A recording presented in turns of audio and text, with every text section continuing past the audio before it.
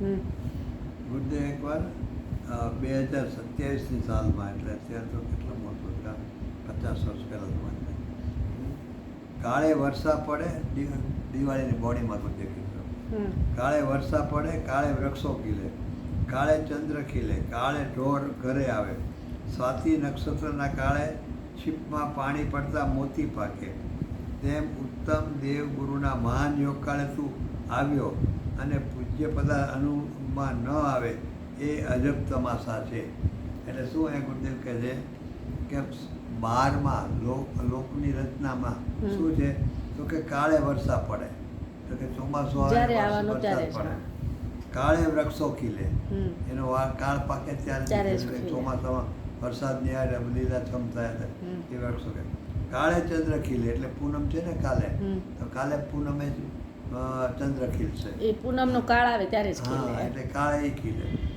કાળે ઢોર ઘરે આવે, એટલે સાંજ પડે ત્યાં ઢોર ઘર ભેગા થાય, ગમે ત્યાં ગયા જંગલમાં ચરવા માટે સાંજ પહેલા આવે ને એનો કાળ સાંજનો જ હોય એટલે એ થાય, કાળે ઘરે ભેગા થાય. સ્વાતિ નક્ષત્રના કાળે છીપમાં પાણી પડતા મોતી પાકે, એટલે જ્યાં બધા નક્ષત્રો હોય છે ને એમાં જ્યારે સ્વાતિ નક્ષત્ર હોય છે ને એ વખતે છીપ, દરિયામાં છીપ હોય ને એમાં જો મોતી પાણી પડે તો એ મોતી રૂપે પરિણમી જાય, જે મોતી સાચા મોતી થાય. તેમ ઉત્તમ દેવગુરુના મહાન યોગ કાળે, ઉત્તમ દેવગુરુ યોગના મહાન યોગમાં તું આવ્યો છો અને તને પૂજ્ય પદાર્થ હાથ ન આવે તો એ તો અજબ તમાશા છે ને. હા, શું આ બધા લોકની રચનામાં કાળે બધું આવું થાય અને તને આવું તારો કાળ આવ્યો છે તોય તને ન થાય, તો તને આત્મા પ્રાપ્તિ ન થાય, એ તો શર્મા જેવી વાત છે, ગજબ તમાશા. આ શું થઈ ગયું એ ગુરુદેવે 2027ની સાલમાં, એટલે મને લાગે 75 કે 87 એટલે 27 એટલે, પણ એમાં ગુરુદેવે આ બોલ બેસતા બોલ્યા હતા.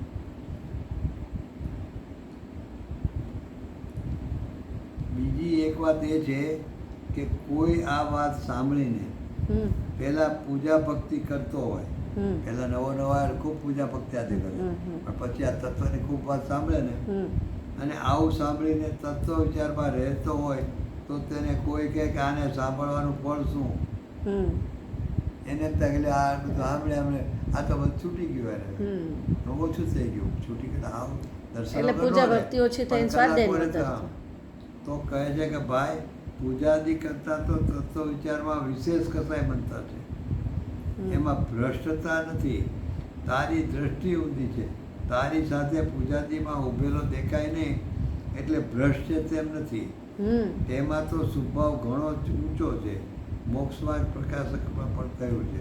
એટલે કે એમ લાગે કે આ પડે કે આ પૂજા ન કરે એટલે ભ્રષ્ટ થયું એમ નહીં, એનથી ઊંચું કાર્ય થતું એમ. બાકી જેને મૂળમાં મૂળ ગુરુદેવે કીધું કે પહેલેથી સંસ્કાર નાખવા જોઈએ કે હું સિદ્ધ છું, શુદ્ધ છું, પરમાત્મા છું. બાપુ જે બોલે કે પ્રતિજ્ઞા એવી કરવી કે હું અલ્પજ્ઞ નથી, શરીર આદેથી રાગાદી નથી, શું કરી પ્રતિજ્ઞા તો કે સિદ્ધ છું, શુદ્ધ છું અને પરિપૂર્ણ છું, એટલે કે પરિપૂર્ણ પરમાત્મા છું.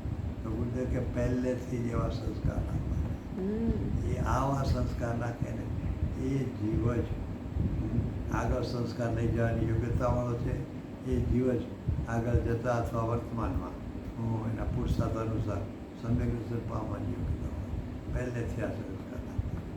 અને સમયસાની પહેલી ગાથાનું છે 1278નું પ્રવચન છે 19મી વાર, એમાં તો ગુરુદેવે ત્યાં સુધી કહ્યું કે આવા હું સિદ્ધ છું એવા સંસ્કાર, એવો જે પહેલેથી એવો સ્વીકાર કરે ને એ જ આ સમયસાને સાંભળવાને પાત્ર છે. એને એકવાર એટલું ભલે અનુભવવાળી વાત નથી પણ એટલે અંદરથી કે હું પણ દ્રઢ નિર્ણય કે હું કોણ, હું એટલે સિદ્ધ છું. તો મારામાં સુતા હોય જ કેમ, 4 દ્રવ્યમાં ધર્મ આકાશકાળમાં કોઈ દિવસ સુતા હોતી જ નથી, તો મને કેમ હોય, હું સિદ્ધ છું. એવા સ્વીકારવાળાને સમયસર સાંભળવાની યોગ્યતા છે, એવું ગુરુદેવમાં અત્યારે લીધું છે. ચાલો, બાકી તો ભાઈ બાપુ વ્યવહારનીના કથનો બધા એવા આવે કે એમાં તું છેતરાઈ જતો નહીં તો અનંતકાળે મળેલો અવસર એણે ચાલ્યું જશે. અત્યારની સ્થિતિ એવી છે ગુડે 45 વર્ષ સુધી જે વ્યવહાર માટે આમ કીધું કે તું છેતરા નહીં જતો, તો અત્યારે મોટાભાગનું અમુક જે ચાલુ થયું છે જ્યાંથી પોલીસ સાઈડથી આપણા મુમુક્ષોમાં વ્યવહારનો ચોક આખો વધી ગયો છે. દિને દિને આ કરવું તે કરવું.